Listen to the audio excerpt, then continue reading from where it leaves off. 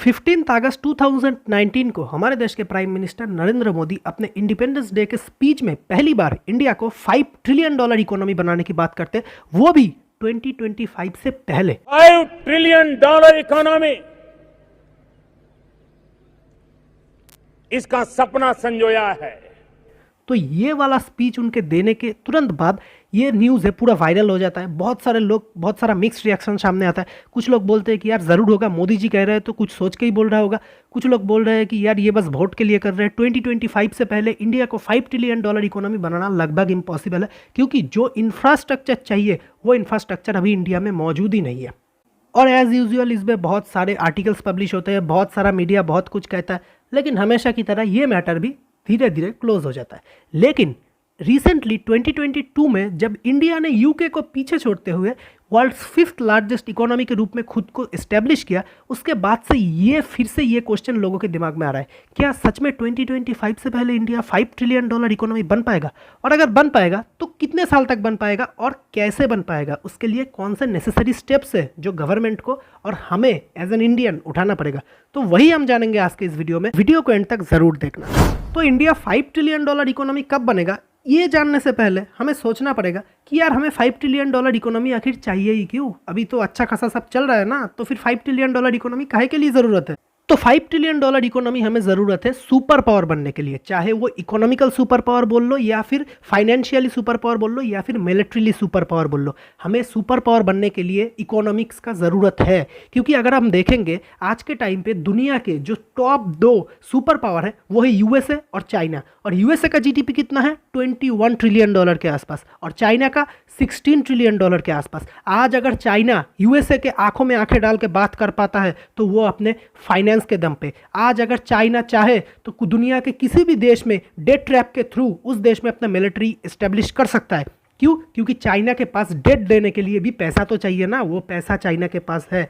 आज अगर चाइना चाहे तो यूएसए के आंखों में आंखें डाल के उससे बात कर सकता है। किस लिए? क्योंकि उसे पता है कि यूएसए भी एक दिन में उसे नहीं छोड़ सकता, क्योंकि आज चाइना पूरे दुनिया का ग्लोबल मैन्युफैक्चरिंग हब है। और यूएसए को इतना गर्मी कहाँ से आता है? यूएसए को इतना गर्मी आता है क्योंकि उसे पता है उसके पास दुनिया के सबसे बड़े बड़े कंपनीज है। गूगल, एप्पल, फेसबुक, माइक्रोसॉफ्ट, कोई भी कंपनी उठा लीजिए, ये सारे कहाँ के कंपनीज है? यूएसए के। तो अगर हमें एक सुपर पावर बनना है, चाहे इकोनॉमिकली हो या फिर मिलिट्रीली, हमें फाइनेंस की ज़रूरत है, इकोनॉमिक्स की ज़रूरत है। तो इसीलिए हमें $5 ट्रिलियन इकोनॉमी को इंडिया को पहुंचाना है। तो चलिए अब बात कर लेते हैं कि इंडिया $5 ट्रिलियन इकोनॉमी कब तक पहुंचेगा। लेकिन उससे पहले हमें यह देखना पड़ेगा कि इंडिया $5 ट्रिलियन इकोनॉमी आखिर कैसे पहुंचेगा। तो इसके लिए मेरे ख्याल से मेरे पास 4 पॉइंट्स हैं, और इन 4 पॉइंट्स के ऊपर गवर्नमेंट को फोकस करना चाहिए। ऑब्वियसली और भी बहुत सारे पॉइंट्स हैं, लेकिन मेरे ख्याल से इन 4 पॉइंट्स के ऊपर बहुत ही ज़्यादा फोकस करना चाहिए। तो सबसे पहला आता है एग्रीकल्चर। इंडिया में अभी भी, आप मानेंगे या फिर नहीं मानेंगे मुझे नहीं पता, 60% लोग डायरेक्टली या फिर इनडायरेक्टली एग्रीकल्चर के साथ जुड़े हुए हैं। तो इन लोगों को हमें एग्रीकल्चर से दूर लेके जाना है। इसका मतलब यह नहीं मैं एग्रीकल्चर को अच्छा नहीं बोल रहा, बिल्कुल एग्रीकल्चर ज़रूरी है, लेकिन हमें एग्रीकल्चर में कॉर्पोरेट एग्रीकल्चर लाना पड़ेगा, टेक्नोलॉजी लाना पड़ेगा। फॉर एग्जांपल यूएसए में अगर आप देखेंगे तो एक इंसान के पास 200 एकड़, 400 एकड़, 500 एकड़ ज़मीन होता है। वो क्या करता है? उस एरिया में, पूरे एरिया में फर्टिलाइजर प्लेन से स्प्रे करता है, हेलीकॉप्टर्स के थ्रू सीडिंग होता है, क्रॉप कटिंग के टाइम पे मशीनरी यूज़ होता है, जिसके चलते उसका प्रोडक्टिविटी बहुत ज़्यादा ग्रो हो जाता है। लेकिन वहीं पे इंडिया में अगर हम देखेंगे 1 एकड़ ज़मीन, 4-5 लोग 1 एकड़ ज़मीन पे खेती कर रहे होते हैं, जिसके चलते उन लोगों का प्रोडक्टिविटी जो असल में काम आना चाहिए वो वहाँ पे वेस्ट हो रहा है। तो वहीं पे हमें इंडिया में भी उसी तरीके से कॉर्पोरेट एग्रीकल्चर को लाना पड़ेगा, एंड हमें फार्मिंग में टेक्नोलॉजी का यूज़ करना पड़ेगा, जिसके चलते इंडिया के लोग अपना प्रोडक्टिविटी एग्रीकल्चर में देने की बजाय कहीं और दे सके, एंड हमारा देश और भी ज़्यादा तेज़ी से ग्रो कर सके। तो इसके लिए एग्रीकल्चर पे गवर्नमेंट को सब्सिडी देने की बजाय एग्रीकल्चर में टेक्नोलॉजी और रिफॉर्म्स लाना ज़रूरी है। मेरा जो सेकंड पॉइंट है वो है ग्रीन एनर्जी। हमें ग्रीन एनर्जी के ऊपर बहुत ज़्यादा फोकस करना चाहिए।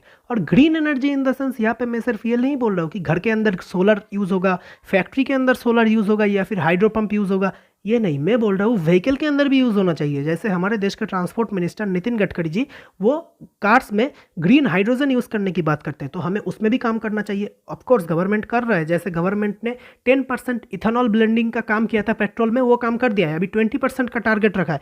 तो ऐसे हमें क्रूड ऑयल के ऊपर से भी अपना डिपेंडेंसी कम करना है, क्योंकि अगर हम देखेंगे तो हर साल हम क्रूड ऑयल के लिए ही $80 से $100 बिलियन गल्फ़ के कंट्रीज़ को देते हैं, जो अरबिक कंट्रीज़ है, लाइक सऊदी अरेबिया हो गया, उसके बाद ईरान हो गया, इराक हो गया, इन सारे कंट्रीज़ से खरीदते हैं। अभी हम रिसेंटली रशिया से ऑयल परचेस कर रहे हैं। तो ये पैसा अगर हम देश का 80 से 100 बिलियन डॉलर देश के बाहर नहीं जाएगा तो ये पैसा देश में ही रहेगा, और देश में ही रहेगा तो देश के ग्रीन एनर्जी सेक्टर्स को बढ़ावा मिलेगा, और देश के सेक्टर्स को बढ़ावा मिलेगा यानी कि हमारे देश के जीडीपी को बढ़ावा मिलेगा। तो इसीलिए हमें ग्रीन एनर्जी पे भी बहुत ज़्यादा फोकस करना चाहिए। मेरा जो थर्ड पॉइंट है, हमें स्मॉल कैप और मिड कैप कंपनीज़ को और भी ज़्यादा सब्सिडी देना चाहिए, उन्हें और भी ज़्यादा एनकरेज करना चाहिए, और भी ज़्यादा स्मॉल कैप और मिड कैप कंपनीज़ हमें देश में ओपन करना चाहिए। फॉर एग्जांपल अगर आप देखेंगे बड़े बड़े जो कंपनीज़ है लाइक टाटा, अंबानी, उसके बाद अदानी, ये सारे जितने भी बड़े बड़े लोग हैं, इनके पास बहुत सारे लोग काम करते हैं, लेकिन इनसे भी ज़्यादा लोग देश के mid cap and small cap sector में काम करते हैं। लाइक देश का लार्ज कैप सिर्फ कितने कंपनीज़ है, सिर्फ 10 कंपनीज़। उसके बाद मिड कैप कितने कंपनीज़ है, मिड कैप उसके बाद के 150 कंपनीज़, लेकिन उसके बाद के जितने भी सारे कंपनीज़ हैं वो सब स्मॉल कैप कंपनीज़ हैं। तो हमें small cap companies, mid cap companies, इनके लिए सब्सिडीज़ लाना पड़ेगा, टैक्स में बेनिफिट लाना पड़ेगा। तो इसीलिए बड़े बड़े इकोनॉमिस्ट भी ये मानते हैं कि small cap and mid cap companies are the backbone of the GDP.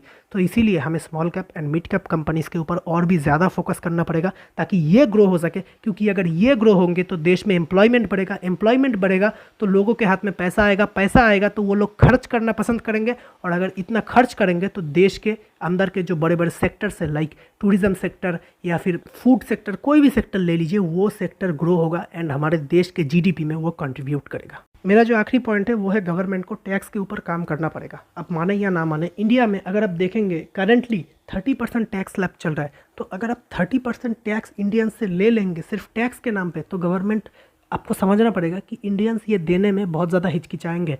तो आपको इसे कम करके 25% या फिर 20% पे लाना पड़ेगा, जिससे लोगों को भी लगे कि हाँ, हम एक छोटा सा अमाउंट अपने कमाई का देश के लिए दे रहे हैं, नेशन बिल्डिंग के लिए दे रहे हैं। वहीं पे अगर आप इतना सारा पैसा लेंगे तो बहुत सारे लोग ब्लैक मनी के रूप में रखेंगे। तो इसीलिए अगर आप देखेंगे बड़े बड़े दुनिया के जितने भी बड़े बड़े कंपनीज़ हैं वो सब दो ही प्रिंसिपल पे चलते हैं। पहला, hurt a lot of people, और hurt a people a lot. यानी कि पहला जो है, जैसे शाओमी, ओप्पो, वीवो, ये सब क्या करते हैं, ये बहुत सारे लोगों के पास फ़ोन बेचते हैं, लेकिन इनके फ़ोन में इनके पास बहुत कम मार्जिन बचता है, लाइक 2000 रुपीज़, 1000 रुपीज़, इतना सा मार्जिन बचता है। लेकिन वहीं पे एप्पल क्या करता है, एप्पल बहुत कम लोगों को फ़ोन बेचता है, लेकिन जिन्हें बेचता है उनसे 40,000 50,000 का प्रॉफिट निकालता है। तो इसीलिए बहुत कम लोगों के पास एप्पल का फ़ोन होता है। तो इंडिया जैसे कंट्री में जहाँ पे लोगों का कमाई इतना लो है, तो आपको समझना पड़ेगा कि हमें एप्पल के मॉडल पे नहीं, शाओमी, ओप्पो, वीवो के मॉडल पे चलना है। हमें टैक्स को कम करना है, जिससे और भी लोग टैक्स देने के लिए इनकरेज हो सके। तो यही था मेरे ये पॉइंट्स। इन पॉइंट्स पे अगर हम काम करेंगे तो हम बहुत जल्द $5 ट्रिलियन इकोनॉमी ज़रूर बन पाएंगे।